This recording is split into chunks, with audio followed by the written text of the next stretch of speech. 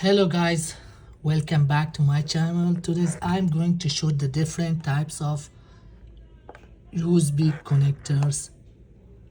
We have three types of USB connectors here. I show you the first one. The first one, it is USB-C.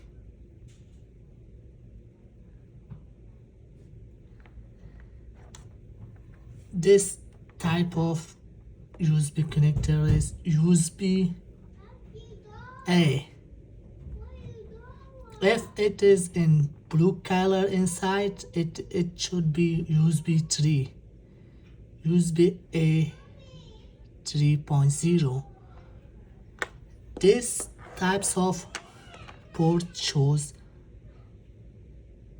micro USB. Thank you for watching.